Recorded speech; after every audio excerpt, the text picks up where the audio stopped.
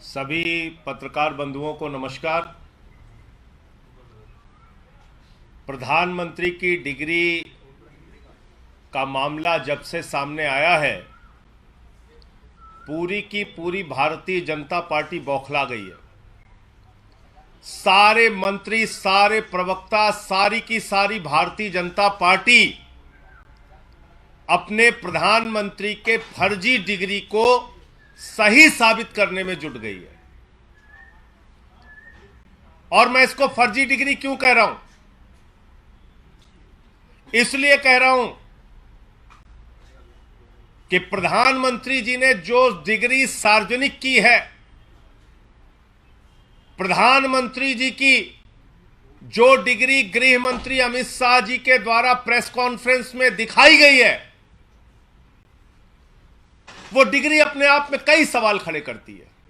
अभी सिलसिलेवार करके मैं आपके सामने बताऊंगा।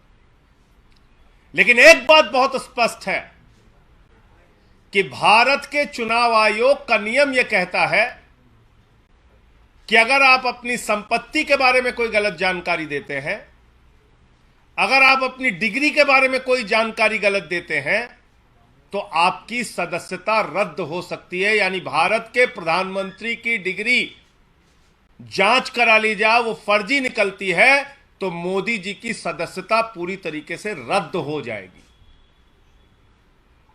वो न सांसद बचेंगे, न चुनाव लड़ने के योग्य बचेंगे, क्योंकि एक बहुत बड़ा फर्जीवाड़ा है भारत के प्रधानमंत्री की ओर से। तो इसलिए अब मैं आपको सिलसिलेवार करके बताऊंगा कि इनकी डिग्री फर्जी कैसे। नंबर एक, यह वो डिग्री है जो गृह मंत्री अमित शाह ने प्रेस कॉन्फ्रेंस करके दिखाई थी और कहा था कि प्रधानमंत्री की मास्टर डिग्री यह है। गुजरात विश्वविद्यालय से उन्होंने मास्टर ऑफ आर्ट्स किया है। अब इस डिग्री में देखिए आप, नकल के लिए भी अकल चाहिए होती है, लेकिन इस नकल में अकल का इस्तेमाल नहीं किया गया। यहां पर यूनिवर्सिटी लिखा हुआ है और यूनिवर्सिटी की स्पेलिंग में विक्ट्री का वी जो आता है, उसके इस्तेमाल की जगह बैट का भी इस्तेमाल किया गया है। यह हो गया यूनिवर्सिटी। तो हमारे मोदी जी यूनिवर्सिटी से पढ़ाई किए हुए हैं और इसी सर्टिफिकेट में एक जगह और यूनिवर्सिटी लिखा हुआ है, नीचे उसकी अंग्रेजी ठीक लिखी हुई है। यहां बी आ गया, यहां पे विक्ट्री का वी आ गया। ये देखिए आप, इसी सर्टिफिकेट की बात कर रहा हूं जो गृह मंत्री जी ने दिखाई। दूसरा, मास्टर ऑफ आर्ट्स जिस फॉन्ट के अंदर लिखा गया है, जिस फॉन्ट में, यानी कि जिस लिपि शैली में मास्टर ऑफ आर्ट्स लिखा गया है, इस लिपि शैली की शुरुआत 1992 में हुई है। यह फॉन्ट, यह लिपि शैली, मास्टर ऑफ आर्ट्स जिसमें लिखा गया है, यह लिपि शैली आई है, यह फॉन्ट आया है 1992 में। और प्रधानमंत्री जी का क्या दावा है कि उन्होंने 1983 में ही एमए पास कर लिया था। यह है दूसरा सवाल। अब तीसरा सवाल और सबसे बड़ा सवाल यह है प्रधानमंत्री जी का। स्कूली शिक्षा गांव में किया और जैसा मैडम बता रही थी ना कि अपनी शिक्षा के कारण आदमी आगे नहीं बढ़ता, तो मेरी शिक्षा ही नहीं हुई। तो ये प्रधानमंत्री जी का वक्तव्य है, मेरा नहीं, माफ कीजिएगा। यह किसका वक्तव्य है? भारत के प्रधानमंत्री आदरणीय नरेंद्र मोदी जी का वक्तव्य है, मुख्यमंत्री गुजरात बनने के बाद। आज मेरा सिर्फ एक सवाल है मीडिया के माध्यम से, और भारतीय जनता पार्टी के किसी भी नेता में अगर साहस और हिम्मत है तो जाकर प्रधानमंत्री जी से इस सवाल का जवाब पूछ के बता दीजिए। सवाल क्या है? 79 में और 78 में अगर बैचलर डिग्री दिल्ली विश्वविद्यालय से प्रधानमंत्री ने कर ली, 1983 में मास्टर ऑफ आर्ट्स की डिग्री गुजरात विश्वविद्यालय से कर ली, अगर आपकी 1989 में बीए की डिग्री हो गई, 1983 में एमए की डिग्री हो गई, तो भैया प्रधानमंत्री जी देश के सामने इस बात का खुलासा कर दीजिए कि फिर 2005-6 के दौरान या मुख्यमंत्री बनने के बाद का ये जब का भी भाषण है, आपने क्यों एक टीचर को संबोधित करते हुए कहा कि आपकी कोई शिक्षा दीक्षा नहीं है, स्कूली शिक्षा के आगे आप नहीं पढ़े। ये तो आपका बयान है, मेरा बयान नहीं है।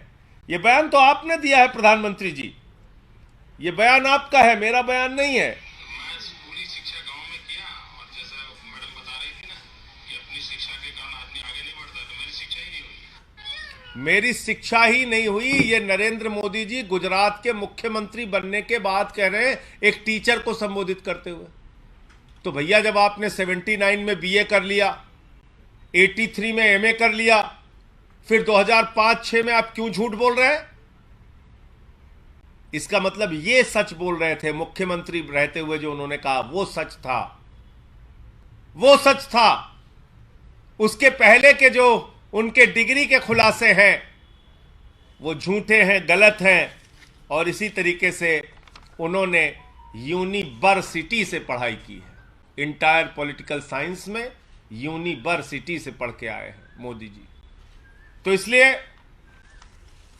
गुजरात हाई कोर्ट का जो फैसला आया वो अपने आप में बड़ा ही चौंकाने वाला है, हास्यास्पद है कि सीआईसी ने ऑर्डर दिया था डिग्री दिखाने के लिए, गुजरात का विश्वविद्यालय गया हाई कोर्ट में कि डिग्री ना दिखाई जाए, और गुजरात के हाई कोर्ट ने जुर्माना कर दिया अरविंद केजरीवाल जी के ऊपर, जिसका कोई लेना देना नहीं।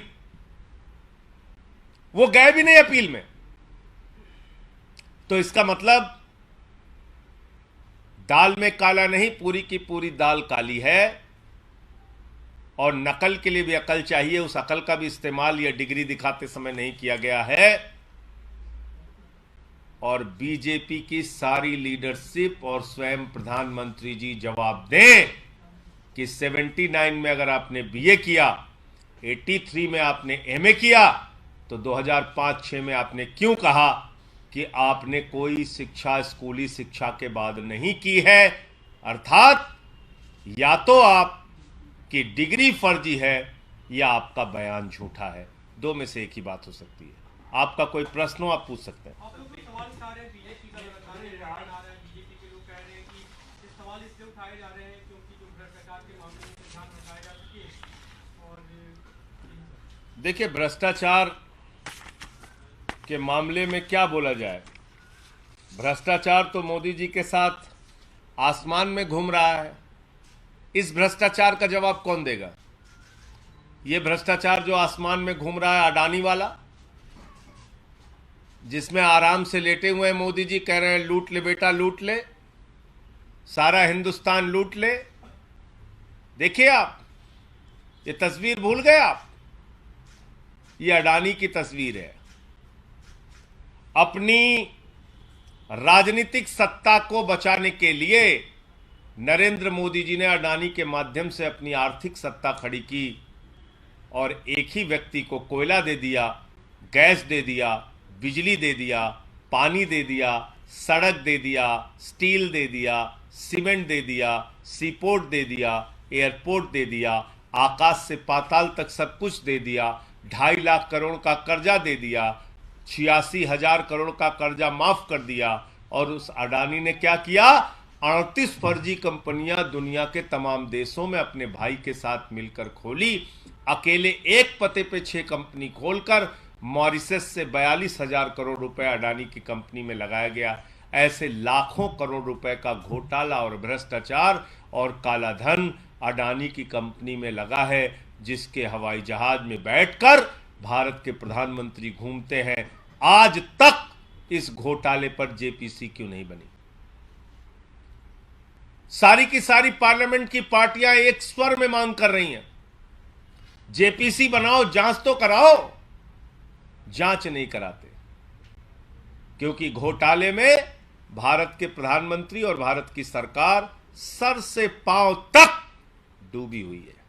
यह है सच्चाई। और कोई प्रश्न हो आप लोगों का? धन्यवाद। गुजरात हाई कोर्ट के सामने आया जो 2002 के दंगे के जो मामले में जो रेप और मर्डर के आरोपी थे उन 26 लोगों को रिहा कर दिया गया है। आप अभी इस प्रेस कॉन्फ्रेंस में जानकारी दे रहे हैं, मुझे इस पूरे घटना की जानकारी नहीं है, लेकिन मेरा अपना ये मानना है, नफरत की राजनीति, दंगे फसाद की राजनीति, गुंडागर्दी की राजनीति, समाज को तोड़ने की राजनीति इस देश को विखंडित करेगी और ऐसा करने वाले के खिलाफ सख्त से सख्त सजा होनी चाहिए। पश्चिम बंगाल और बिहार में कुछ जगह हिंसा हुई है। उस हिंसा की कुछ तस्वीरें हम लोगों ने देखी।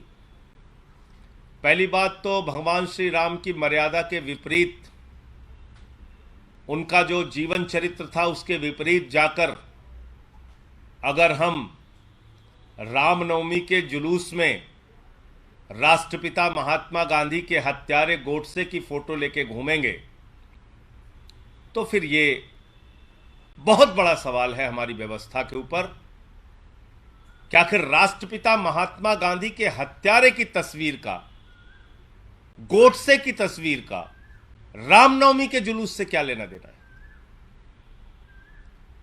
क्या प्रभु श्री राम ने यही हमें सिखाया है? यही उनकी मर्यादा, यही उनका आदर्श है? रामचरितमानस से हमें यही शिक्षा मिलती है, जो रामचरितमानस कहता है सब नर करहि परस्पर प्रीति, यानी कि सारे लोग आपस में प्रेम भाव से रहें। तो हम किस ओर बढ़ रहे हैं? क्या संदेश देना चाहते हैं? हिंसा करने वाले हिंदू धर्म के हों या मुसलमान धर्म के, किसी भी धर्म के व्यक्ति हों, किसी भी राज्य की हिंसा हो, उसके खिलाफ सख्त से सख्त कार्रवाई होनी चाहिए। और अभी तो सुप्रीम कोर्ट तक ने कह दिया, नफरत फैलाने वालों के खिलाफ जो लोग कार्रवाई नहीं करते, नफरत की भाषा बोलने वालों के खिलाफ जो कार्रवाई नहीं करती, वो सरकारें नपुंसक सरकार है। ये तो सुप्रीम कोर्ट की टिप्पणी आ गई है। अब तो मोदी जी को और बीजेपी वालों को शर्म करनी चाहिए। नफरत की बुनियाद पे देश आगे नहीं बढ़ेगा, मोहब्बत की बुनियाद पे आगे बढ़ेगा।